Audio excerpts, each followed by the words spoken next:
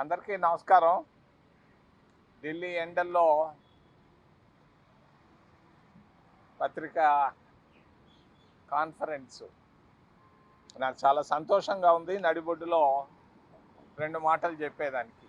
ముఖ్యంగా రాజధాని, ఆంధ్రప్రదేశ్ రాజధాని. ఆంధ్రప్రదేశ్ 1953లో 70 సంవత్సరాల క్రితం మద్రాసు నుంచి బయట వచ్చినప్పుడు జవహర్లాల్ నెహ్రూ గారు తిరుపతిని రాజధాని చేయాలి అని అంటే ఆ రోజు సంజీవ్ రెడ్డి పట్టుబట్టి కర్నూలుకు తీసుకెళ్ళాడు. కర్నూలు నుంచి హైదరాబాద్కి వెళ్ళింది. హైదరాబాద్ నుంచి 10 సంవత్సరాల నాడు విడిపోయి ఆంధ్ర రాష్ట్రంగా బయటకు వచ్చాం, ఆంధ్రప్రదేశ్గా. ఈ రోజుకి రాజధాని ఎక్కడంటే ఆకాశంలో ఉంది. మరి ఈ పరిస్థితుల్లో తిరుపతి సరి అయినటువంటి రాజధాని నగరం. ఇది అందరికీ అందుబాటులో ఉంది, అందరికీ ఇష్టమైంది, ఏకాభిప్రాయం వస్తుంది. ఖచ్చితంగా తిరుపతిని రాజధాని నగరం చేయాలని నేను చేతులెత్తి అన్ని రాజకీయ పార్టీలను నేను ప్రాధేయపడి అడుగుతున్నాను. ఎందువల్ల ఇక్కడ అంతర్జాతీయ విమానాశ్రయం ఉంది, మంచి రహదారులు ఉన్నాయి, స్థలాలు ఉన్నాయి. మరి ఎక్కడో ప్రభుత్వ భూములు అవసరం లేదు. తిరుపతి అందరికీ ఆమోదయోగ్యం. అటు పల్నాడు వాళ్ళకి కానీ, కోస్తా ఆంధ్రకు కానీ, రాయలసీమకు కానీ. రాయలసీమ ఒంగోలు నుంచి కర్నూలు దాకా 10 జిల్లాల్లో మాకేమీ లేదు, ఏమి వనరులు లేవు, తినేదానికి తిండి లేక అల్లాడుతున్నారు. ఈ పరిస్థితుల్లో రాజధాని నగరం ఒక్కటే ఈ సమస్యలన్నిటికీ, ప్రజా సమస్యలకు పరిష్కారం అని తెలియజేస్తూ నేను తెరపైకి తీసుకొస్తున్నాను. ఇది చాలా సున్నితమైన సమయంలో తిరుపతిని రాజధాని నగరం చేయమని అన్ని రాజకీయ పార్టీలని వ్యక్తిగతంగా, నేను ఒక పార్టీకి సంబంధించి కాదు, వ్యక్తిగతంగా చింతామోహన్గా ప్రాధేయపడి చేతులెత్తి అందరినీ ప్రార్థిస్తూ తిరుపతి ఒక్కటే రాజధాని నగరం సరైనటువంటిదని నేను ప్రస్తావిస్తున్నాను. రెండవది ప్రత్యేక హోదా ఆంధ్రుల హక్కు. మరి ఆ రోజు 25వ తేదీ ఫిబ్రవరి 2014లో 3:30 గంటలకు డాక్టర్ మన్మోహన్ సింగ్ రాజ్యసభలో చెప్పాడు, ఆంధ్రప్రదేశ్ రాష్ట్రానికి ప్రత్యేక హోదా ఇస్తామని. మరి భారతీయ జనతా పార్టీ వచ్చింది, ఈ 10 సంవత్సరాల్లో సున్నా చుట్టేసింది ఆంధ్రప్రదేశ్ రాష్ట్రానికి.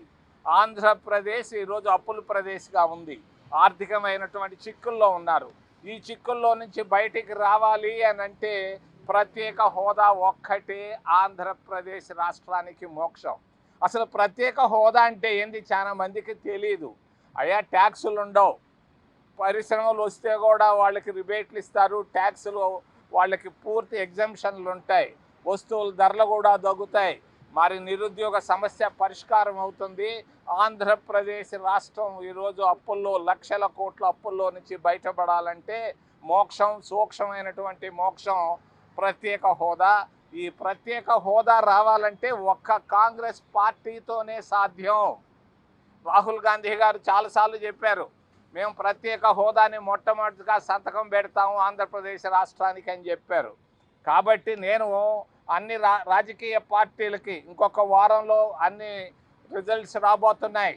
ఈ సమయంలో నేనున్నటువంటి రాబోయేటువంటి 25 లోక్సభ ఎంపీలకు, అన్ని రాజకీయ పక్షాలకు నేను చేతులెత్తి ప్రార్థిస్తున్నాను, మీరందరూ ఇండియా బ్లాక్లోకి